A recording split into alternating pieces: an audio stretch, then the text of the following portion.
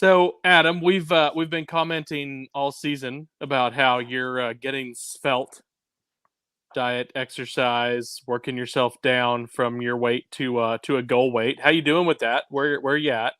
So as of this morning, I was down 99 pounds. So I was this close to hitting 100 this morning. As in pounds lost, not like your overall weight. Well, that would be a little scarier. Like my leg would be this size versus my arm in that Right. situation. Yeah, so So, darn close.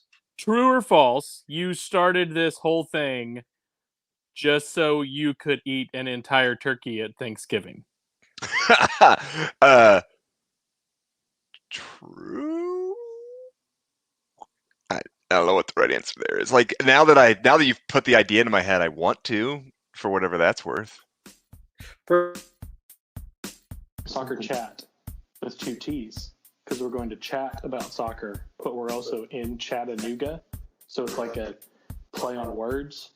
And Chattanooga is a soccer city. Hey, if you get down to 222 or 222 pounds, if you go to Canada, that's 100 kilograms. So if you want to get down to 100 kilograms or to double digits, just get to that and then go to Canada. So just saying. That's the trick, is That's to the go trick. to Canada. Alex's weight loss plan: move to Canada. Okay. Welcome to Soccer Chat, Episode 15. the final episode 15 of the season. Well done. It's been quite a ride.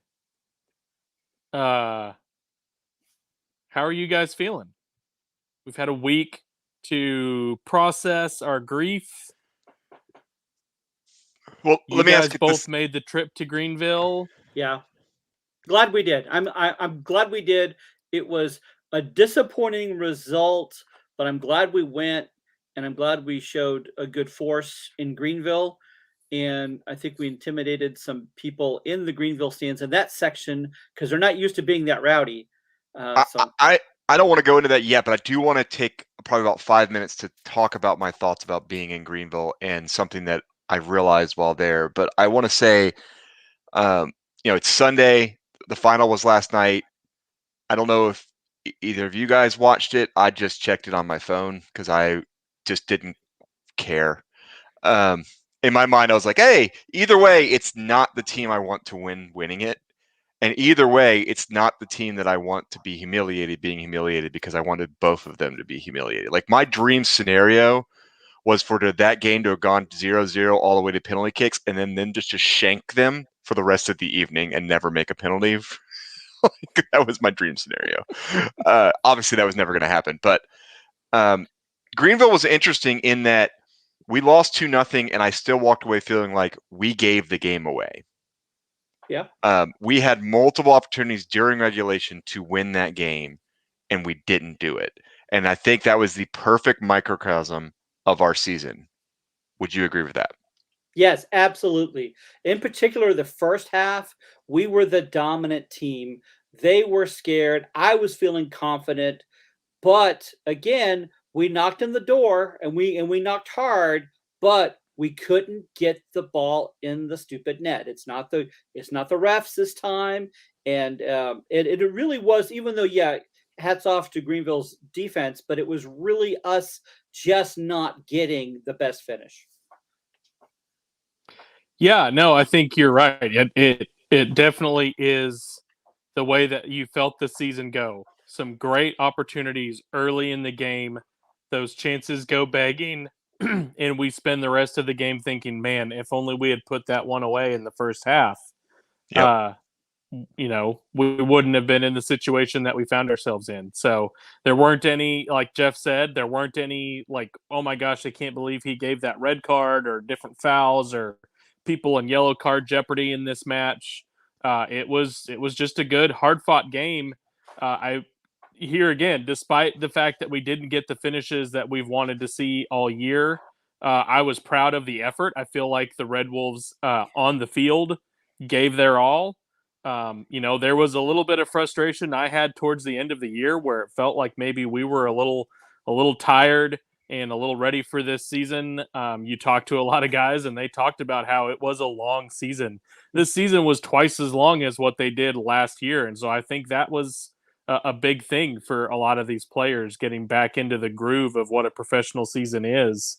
Yeah. But when they came to playoff time and it was win or go home, they definitely played Red Wolf soccer, what we would want to associate with Red Wolf soccer, which is that never give up, never say die, always pushing the attack kind of attitude. And I'm really grateful that they went that way, even though the results didn't work out like we wanted. You mentioned that, it was like twice as long as last year. And I want to point out that a lot of our team didn't come to our side until last year. And there's quite a bit of them that did not start playing professional or play at this level until last year. So it really was, for several of them, the first time to play at this level for this long. So I think that's a thing that probably is a bigger factor going into how we had our ending slump. Greenville had a midseason slump, but they ended it well, and obviously it's better to end well. But it's we really did have a remarkable season when you pull back and look at it. I'm sure we'll do that examination a little bit later, but it was a little frustrating, and I think I'm right with you, Alex. It felt like the last 4 or 5 games we just couldn't get a win, even though there would be so much benefit to us getting just one more win, locking down that home field advantage. And it just felt like we couldn't. But once the playoffs hit and we had North Texas at CHI Memorial, it was back on. There was a little bit of refreshing. And up until the end of the match, I felt like we were still in it at Greenville. Yeah.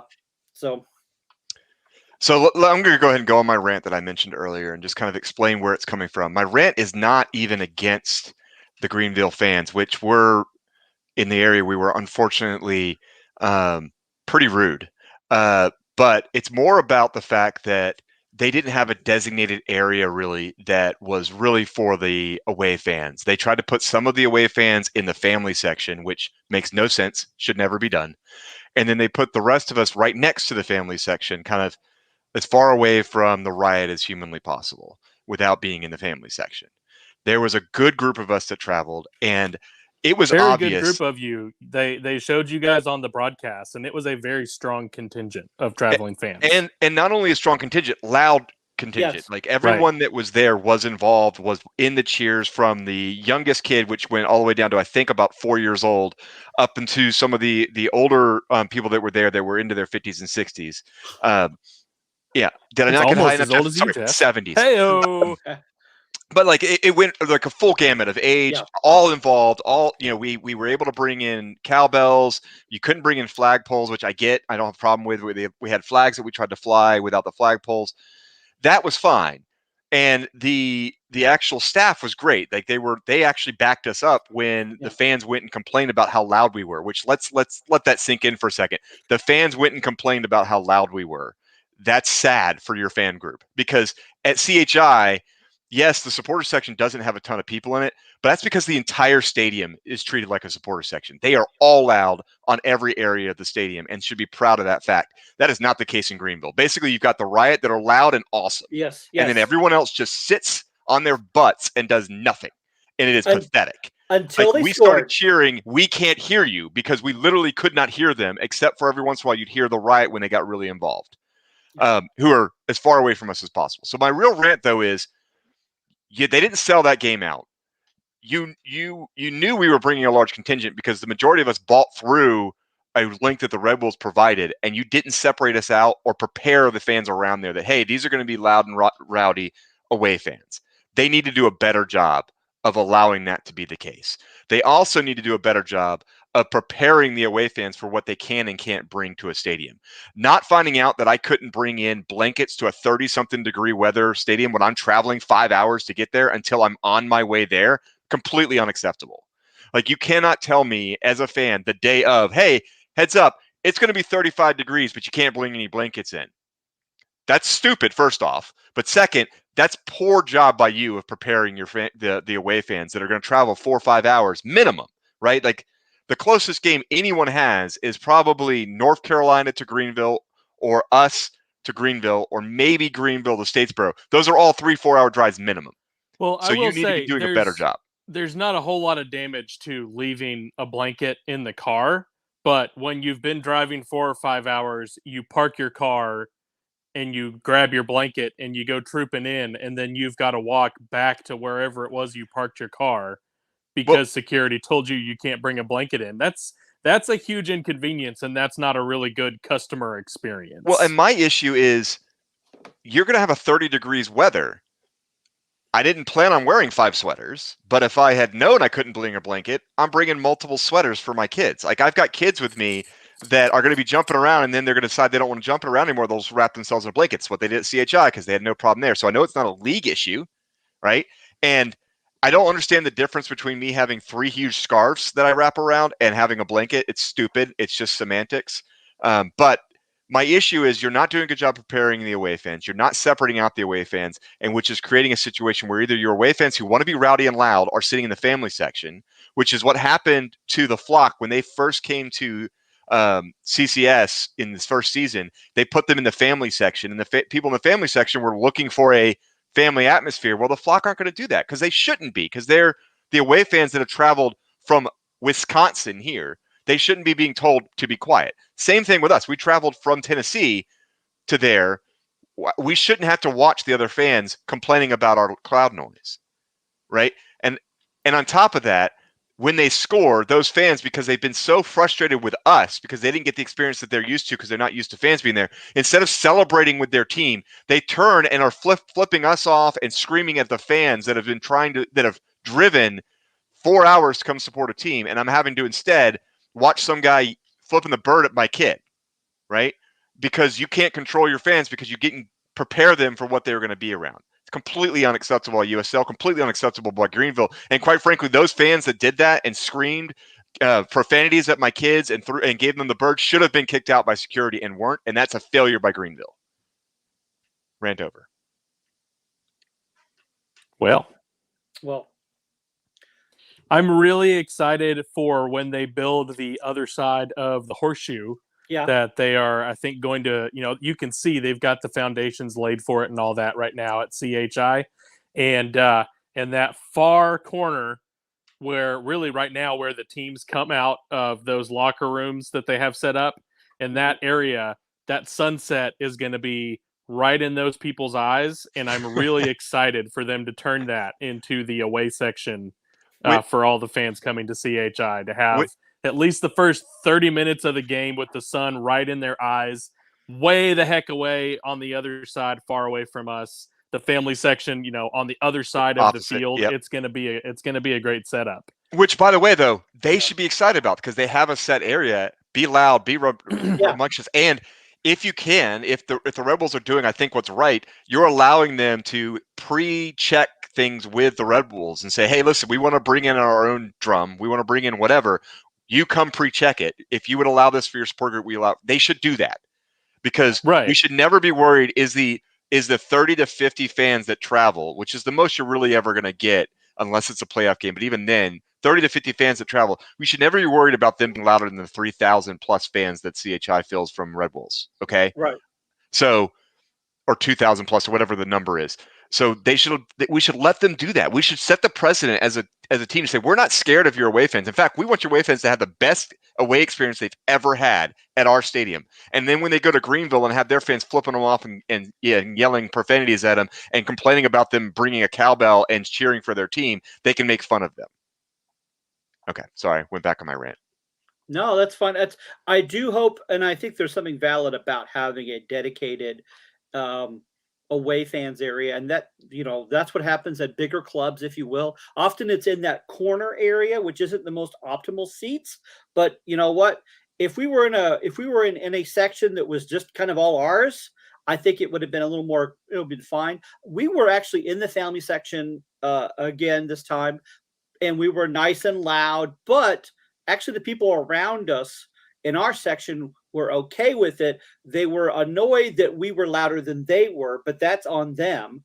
And it really wasn't until after they scored that they found their voice. Finally, I think Adam, if it happens at CHI Memorial, you get a really strong away a group coming and they're getting nice and loud. What that's going to do at CHI Memorial is we're just going to counter, and that makes a better experience, not an anger, but like a kind of a, we're going to shout back and forth and get louder and louder. Spirit. Yes, we do. do. Yeah.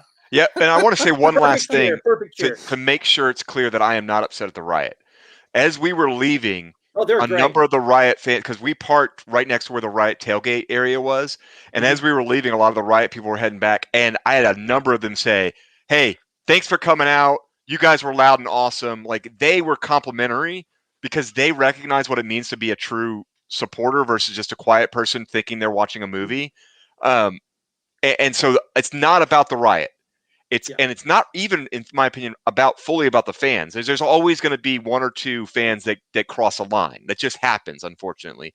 We've had some people that have said some things that I've had problems with at CHI, where they're saying inappropriate chants that we've had to say, hey, that's a line you don't cross, right?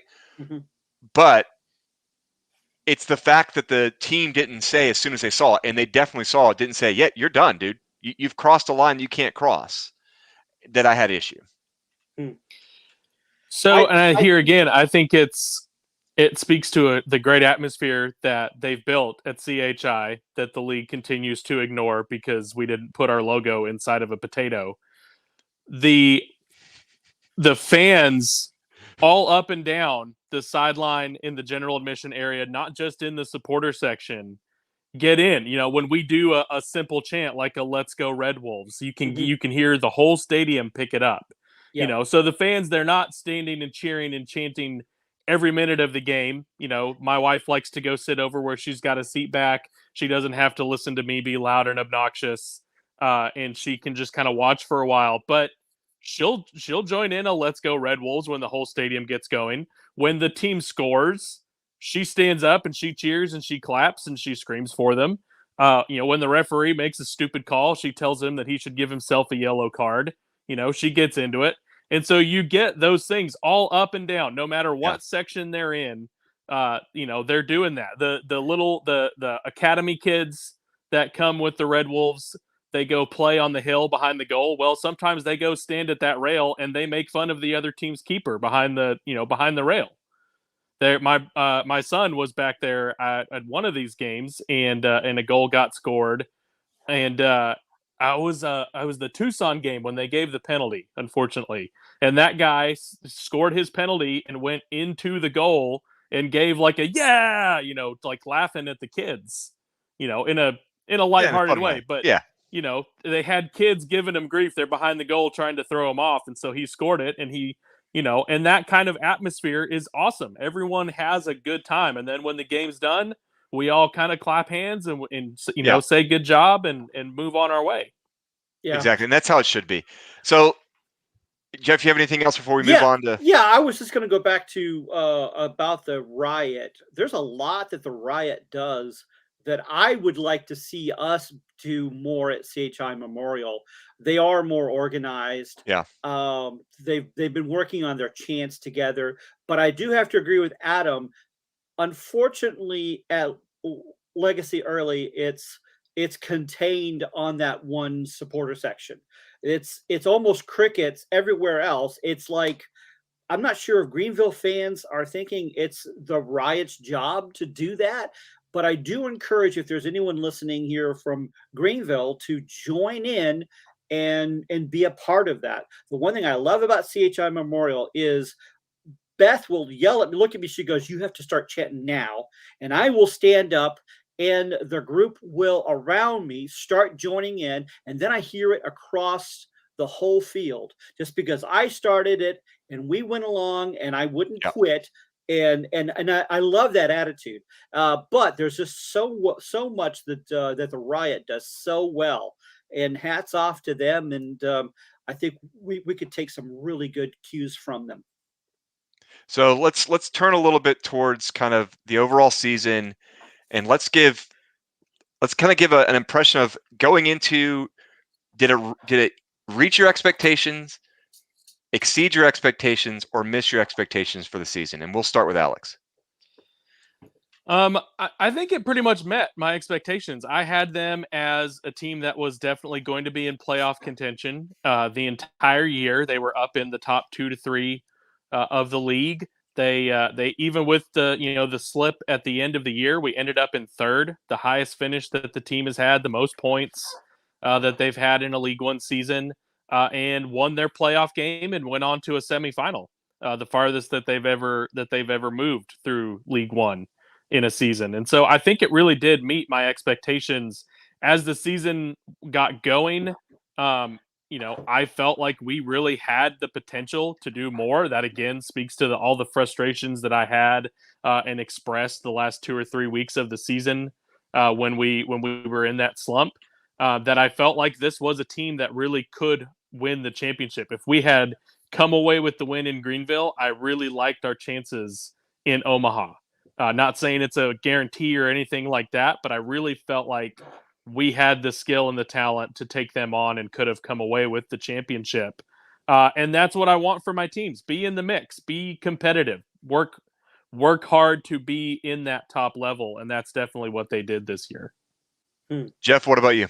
I want to say, as far as for where we ended up on the table, it met expectations, kind of like with Alex there. I figured we'd be in the top 4, preferably second or third.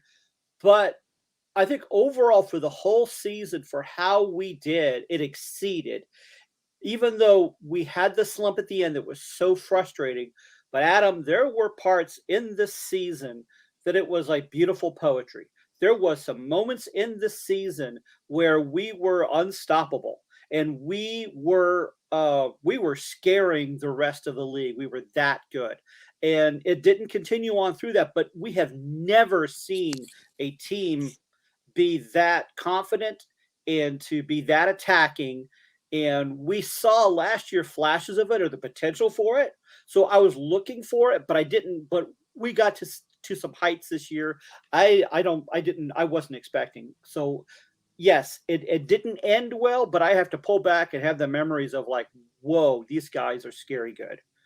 So I'm going to go different than you guys. I'm actually going to say that if you were to ask me at the beginning of the season, I would have said, if you were to tell me at the beginning of the season, we're going to go in the semifinal into extra time, not stoppage, extra time, like be this close, have 1 or 2 shots that if they had just barely gone a different way or had a better first touch on a shot, we could have easily won the semifinal. I probably would have been pretty happy with that. But after watching the first half of the season, my expectations in July had reached the point where I expected to be a top 2 team. And I thought there was a good shot that we would be hosting a final. And the way in which we ended was not my expectations at the beginning of the season either. I did not expect to have such a struggling team to score at the end. That's not the Obleda ball that I have come to enjoy. The struggling to score that we experienced over the last 2 months of the season wasn't normal and wasn't what I expected. Now, there were a lot of injuries that I think went into that. There's a lot of movement of players where they never really fully seemed to fit into a certain position throughout that he never seemed to be able to find that fit at the top, which I think very much affected that. But overall, like, I expected to be in the final by July. If you would have asked me, like, hey, does this team make the final? I'm like, make the final. We're hosting the final, would have been my answer in July. And with that being the case, then yeah, they didn't meet the expectations that I grew to have once I actually really knew the team. Like if you were to tell me right now and offer me, you could have every team in the top 4 that when they'd have made the Final Four, so including Tucson, right? Yeah. If you could tell me those 4 teams could keep their exact players for next season, which is not going to happen, right? But those 4 teams could keep their exact teams. Would you be okay with that? My answer would be yes. And if that's the case, then that means they didn't meet my expectations. Because why would I be okay with not going in the finals again? Does that make sense? So what I'm saying is, if I'm willing to take the same exact team and willing to let everybody else have the same exact team, and I would be confident that we have a good shot of hosting a final, then that means they didn't meet my expectations for the year. All right. Okay. So, And the mood has dropped. all right. And so here's the question now. We are going in the off season. Mhm. Jeff kind of mentioned this before. A lot of our players were on their second year. Mhm. Who is it that you think this is what we're starting with, if you're okay with this? Who is the one player you think won't be coming back because they're going to move up to championship? If you had to pick one, regardless of contract status, assuming like even if they're a first year player this year on the team, and the assumption is then we're selling them because we had that second year option if they're the normal 1-on-1, or are they a second year player that's out of contract and moving up? Who do you think that player is? And we'll start with Jeff. It's up to two, because there's two that really, and those are the two that are in the first team for the league's team of the year, and that's Ramos and that is Ruiz. And I'm going to say it's Ramos, even though I think that what Ruiz brings to the table, I think fits more with Oblada and what we're doing at Chattanooga. And I think because what Ramos is bringing can be plug and play a little easier. So I think Jason Ramos, unfortunately, would be someone I would expect that a bigger league would want to pick up.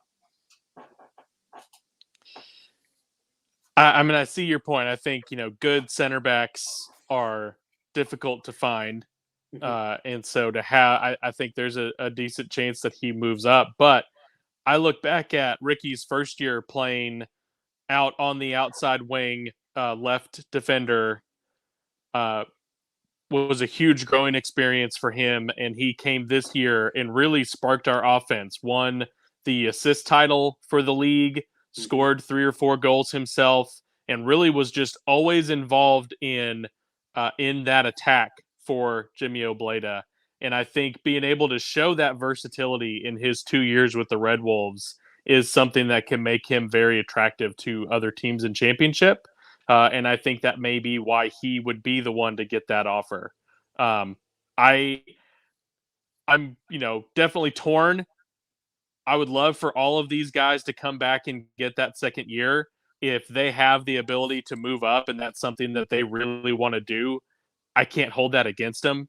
If they decide that they want to be back home with family and they're done playing soccer at this level at all, and they want to get into coaching or any of these other things that they want to do, I definitely don't blame them for those sorts of things.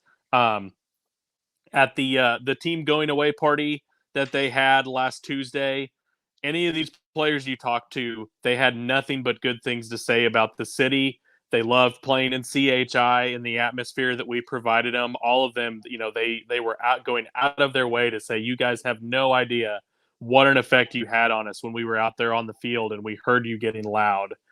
They love being in the city and all of that kind of stuff. And so if the price is right, I think a lot of these guys are willing to look at having a third year here in Chattanooga. They're going to be excited to hear that their option's been picked up. So Sean and Jimmy, I know that you guys pay attention. I know you're here watching. Good to see you. I have downstairs in my wallet a punch card from Jimmy John's for a free sub. If that can put an offer over the top, you let me know, and you can have that sub card.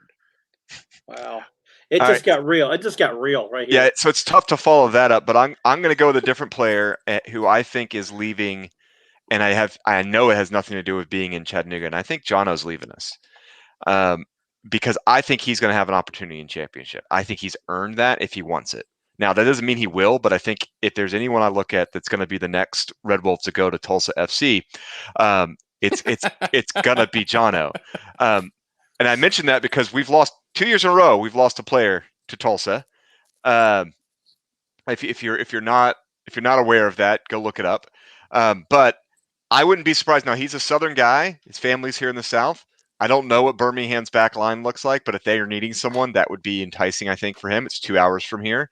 I was just in the city. Another one, his sister plays at University of Arkansas. So if Memphis came a-calling, I think that would be enticing as well. Yeah. So there's a couple there, right, that you have to worry about a little bit. I think his family would be happy with that. It'd make it a lot easier for travel purposes, right? Right. And they're awesome. They're at every game. like the Ricketts would be a hard group to lose, not only from Jono, but from the support and the involvement that his parents, his brother all have with the team. That would be a tough loss for us. But I would be shocked if he's not at least given the opportunity. Now, him coming back wouldn't shock me either. Like if it's not a significant difference in money, he may choose to stay around because, you know, his wife's here, they're having a baby, family's here. Like, what's the plan there, right? Like, so that Yeah. could be what keeps him here. But I think he would have a very good opportunity there. Another player that I think we need to mention is Timmy Trilk. He's out of contract if he's on a 1-on-1, and he played pretty darn good this year. Yeah, he did. And you know, there's a lot of teams in championship. More are coming on board, right? I think Monterey starts. Obviously, Detroit City's coming in, but I don't think. I think they've actually got a pretty. They're probably going to bring a lot of their players over from NISA, is what I've rumored and heard. But you know, there's going to be more opportunities that are going to have to be filled out. Like the championship is growing, so it's not like it's the same number of players. So they're going to have to fill that out somehow, and they're going to probably look at a lot of League One guys, right? And then League One will backfill with NISA players like they have in the past. So I wouldn't be surprised if it's more than just one. But those are the two for me that worry me the most about saying, okay, there could be a different uniform. So now I'm going to turn it a little bit more differently. One more question about players leaving. Last year, we had 2 players leave for the current championship Omaha team, and they went on to win a championship. Which player do you think is most likely to leave for another League One opportunity? And I've got mine. If you want me to start on that one. Yeah, because you're kind of throwing us at me. I wasn't prepared for this one. I think it's going to be one of the West Coast guys. I think we could see a West Coast guy go to Tucson. Those Tucson away games, there was a large contingent that came out from California to go to that Tucson game. I wouldn't be surprised if you saw 1 or 2 of those West Coast guys. And specifically, I'm thinking of someone like, you know, I hate to say this out loud, I could see Markey head in that direction. You know, and if he doesn't go to championship, I could see him going to a Tucson, just because of the fact that there are a lot of fans there. I could see a Villalobos going out that direction.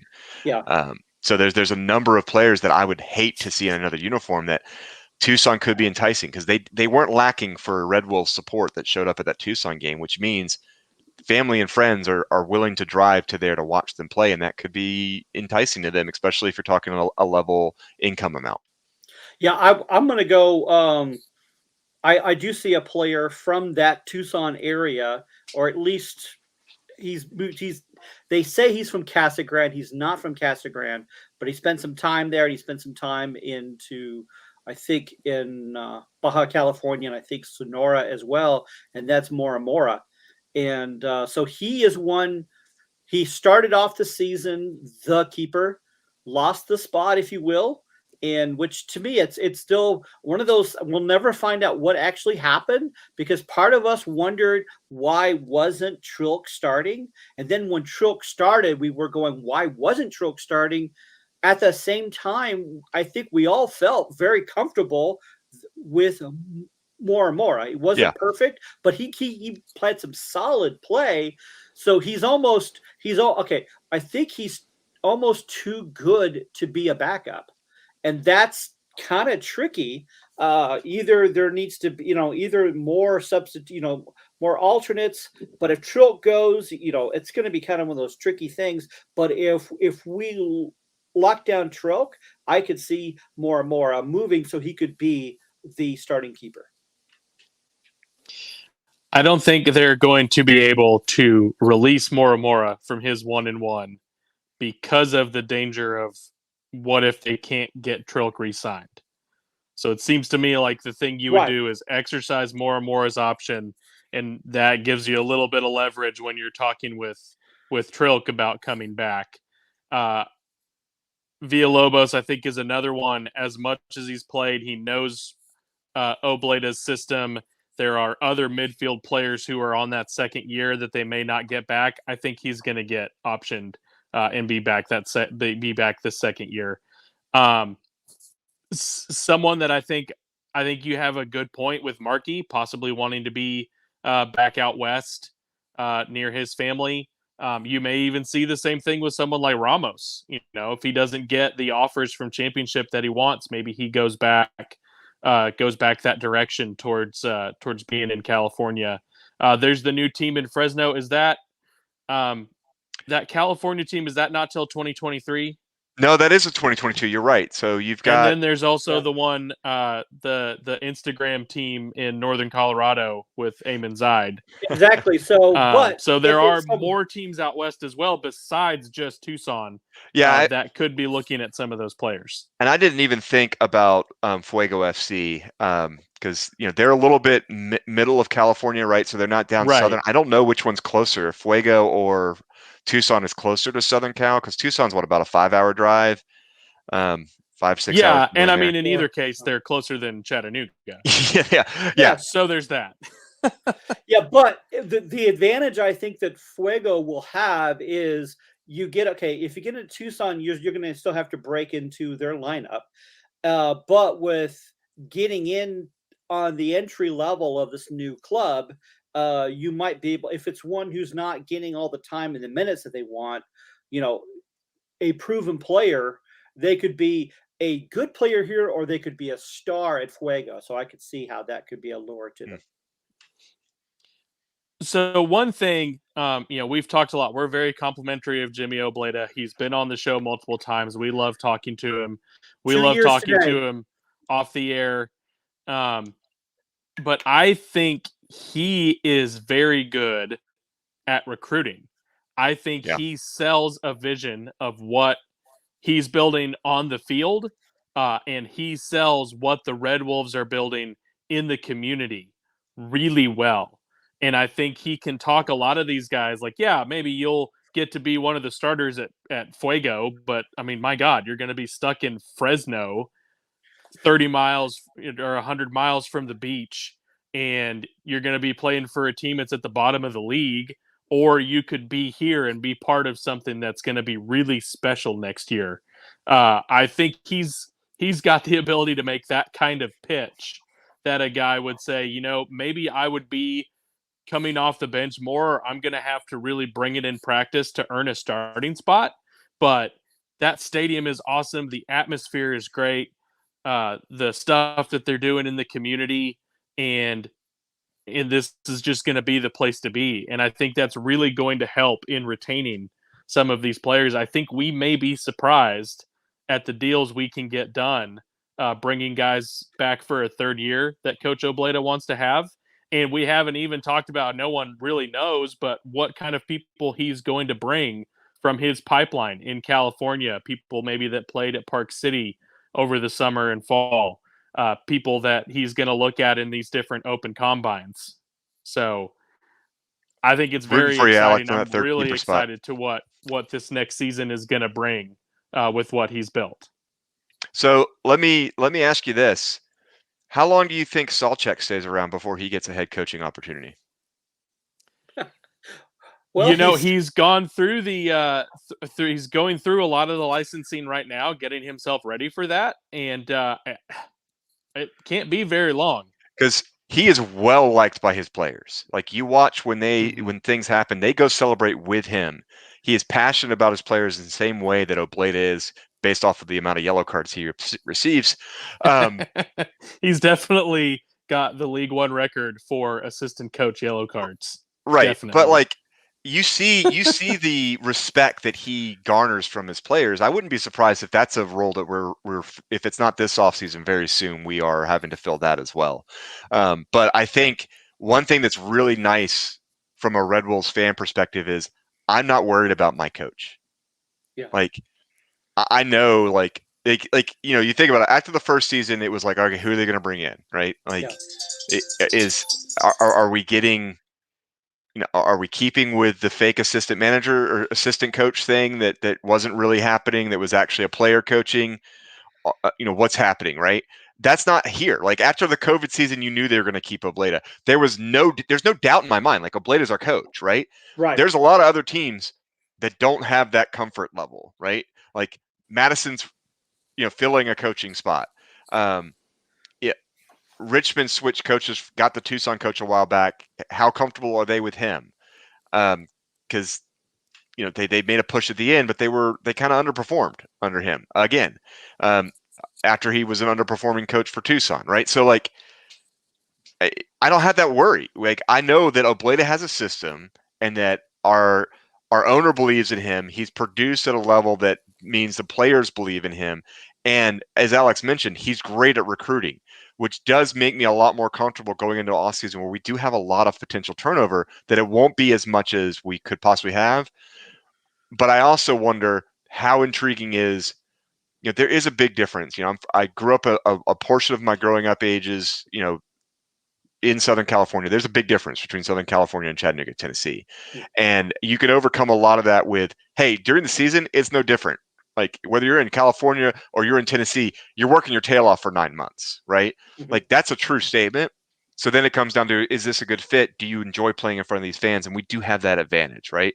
Do you enjoy playing on the only stadium currently in League One that was legitimately built for the purposes of soccer? Richmond's got a soccer-specific stadium that was not built for that. Madison's got a soccer-specific stadium that was not built for that because it's a baseball field, right? Like, do you enjoy that atmosphere? Because you don't get that anywhere else right now. Yeah, it was built, not just built for soccer, it was built for this level. And that way we could have this level of intimacy. And there's the one key element that Obleda brings, and that's his relationship to Chattanooga, his relationship with the fans.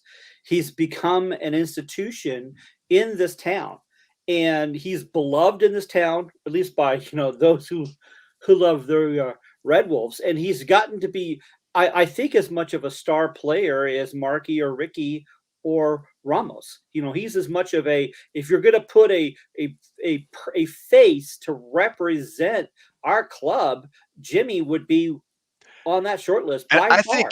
I think if you were to put his picture up and ask a random fan in League One, who is this and what team does he coach? Most would be able to answer that. Yeah. If you were to put the coach of Tucson up on the screen right now, would any of you know who that is? No. I have no idea. I would know Greenville's because frickin' John Hark. Like, that's a little unfair. I would know Mims in Omaha because he won Coach of the Year and his face was everywhere for the last week or two. Mhm. But if you were to show me that, I don't even know him. If you were to show me him 2 months ago, I wouldn't have had a clue. If you show me a night manager at an Applebee's, just like the button-down black shirt that's kind of dirty and covered in lint, I will think it's the Richmond coach because that's the way that he dresses for all the games. Yeah, it's it's still having Obleda and keeping Obleda keeps. He's like, right now he's becoming the mortar that's keeping all these bricks together. Now, there's very important bricks that are there, whether from management or the club, but it's Obleda that's holding it together. Can I tell you my dream scenario? Okay. Because the thing that we need to keep in mind is Jimmy Obleda is a young coach. He's as old as I look. He probably feels as young, as old as anyway. He's in his early 50s, late 40s, something like that. He's a young coach.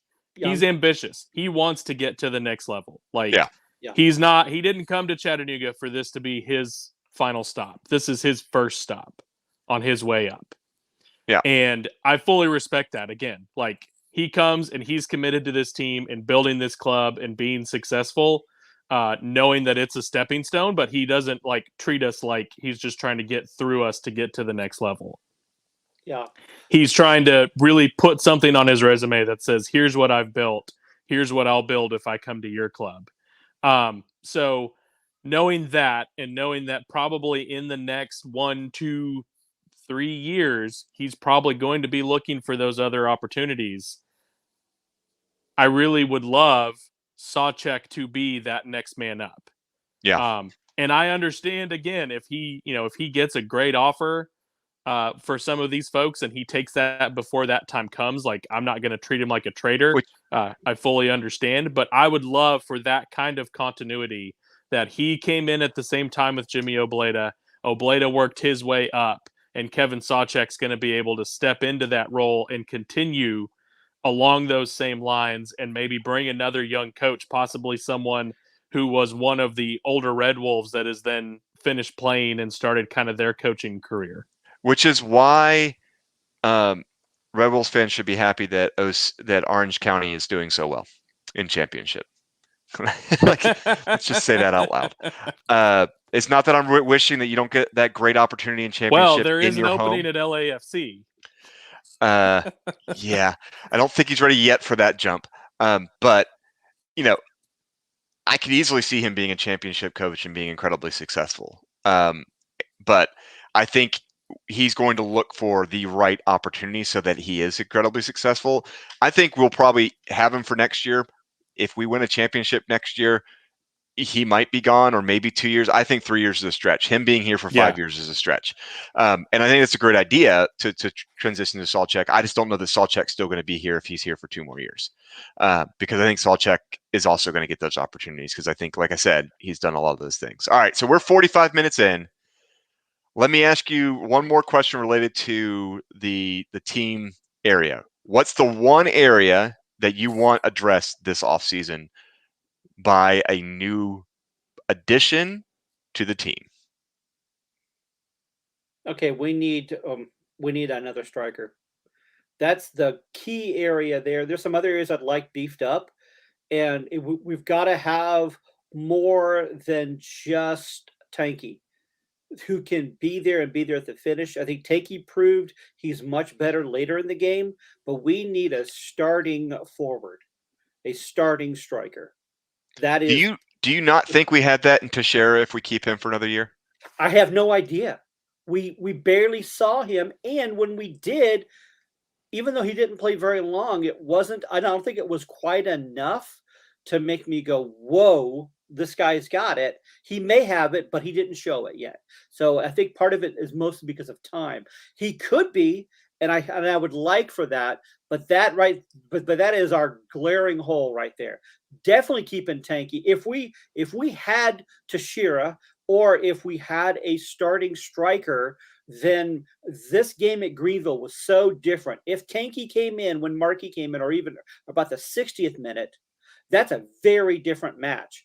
Tanky, I think, did a good job in the first half, but if you had another striker of his quality at the first half, that way Tanky can see us home, that I think that Greenville game is different, and then we would have been in the championship game.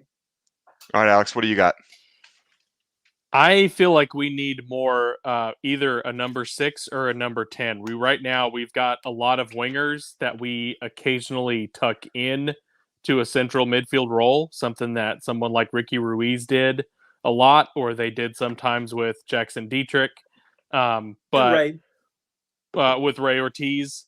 So I think there's a lot of that. I think we need another person that can play alongside Carrera Garcia, or someone that can be that true number 6 is going to be that stopper in front of the defense that pushes Carrera Garcia forward into the attack to really be a true number 10, pulling the strings, sending the ball out to the wing, sending the ball off the forward, where the other center mid, like a Jimmy Villalobos, can play off of that as well.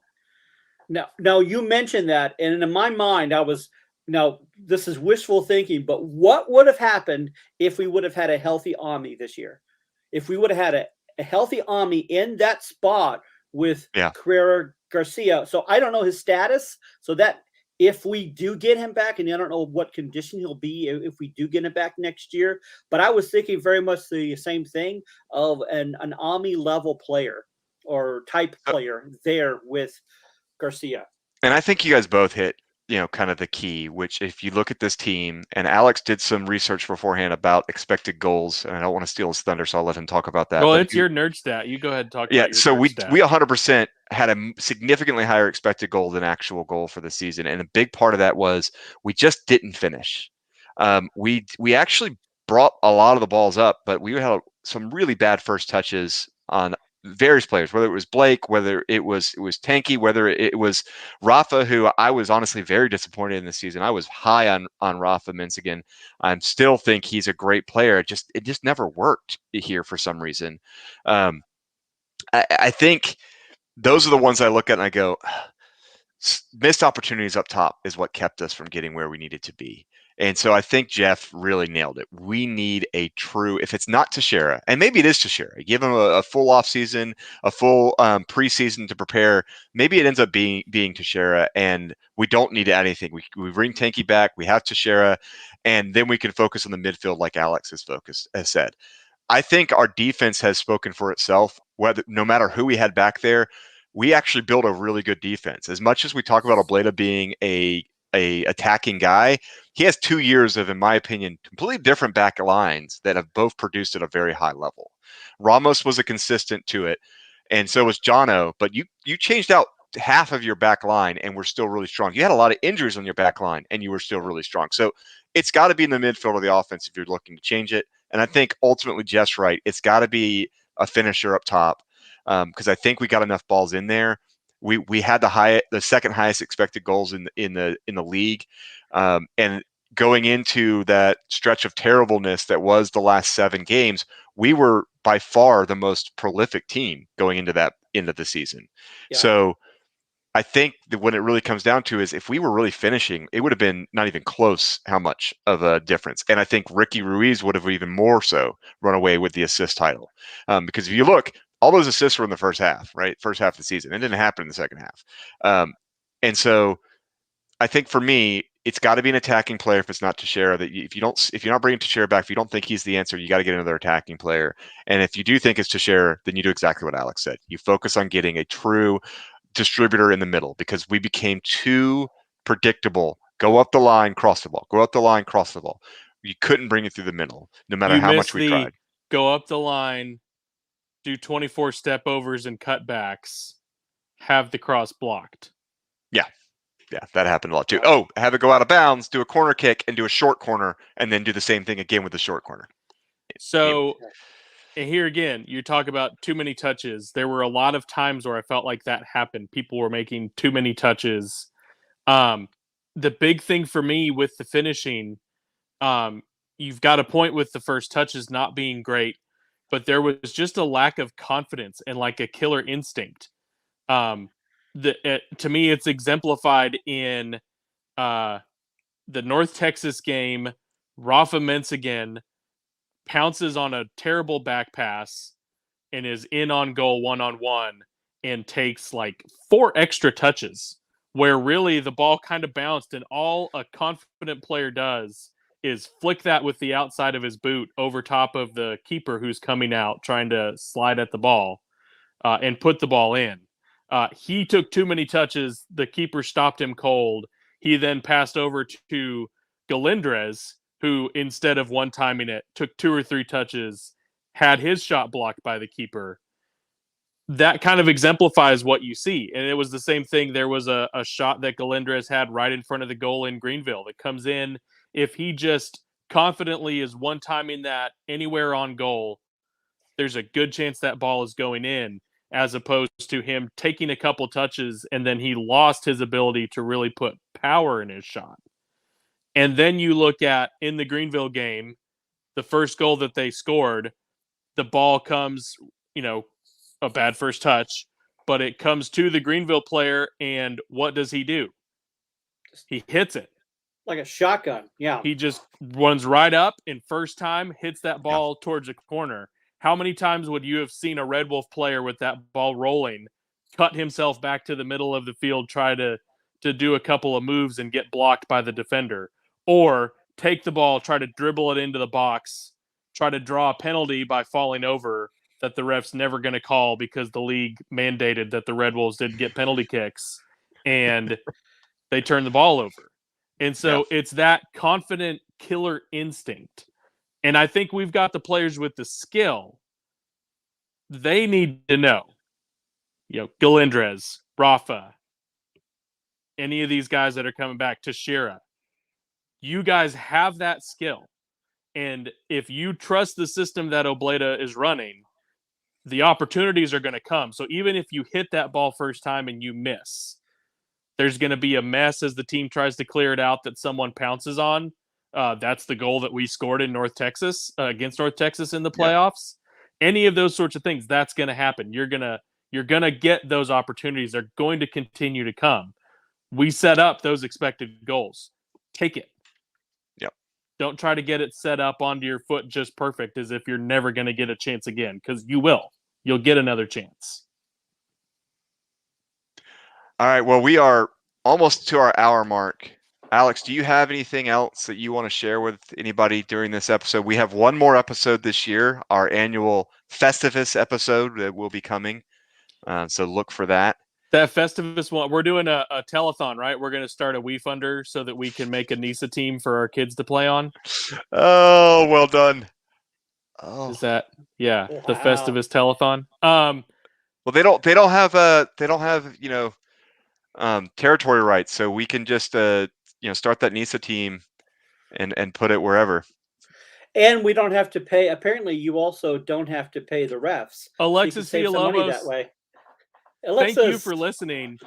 We're excited for next season too. Very excited. That's really all. I'm afraid I didn't put together a Biggleswade report. We'll have a huge Biggleswade report in the Festivus telethon. Yep. But we're getting close to Thanksgiving. Rather than the schmaltzy, let's go around and say what we're thankful for. I'll just say right now, you 10 people that are listening to us this very minute, during we're live, yeah. super Right. thankful to you watching us live. Anyone that goes back and listens to us after the fact, because we know everyone's got busy lives and you can't all be here live, but watches, we love you guys. This is so much fun. It's so great, even though, I'm so anti-people, to have people come up and talk about how they watch the show and how they enjoy it and getting to talk to Red Wolves and all those kind of things. So we're very thankful for that. We hope y'all have a wonderful off season. We'll talk to you in December, and we'll be back when they get ready for the next season. Well, all right. So on that note, we have to do our awkward. Bye. Well, that's it. So when we come back in a month, it'll be after Thanksgiving. And so we're going to be all covered in turkey grease.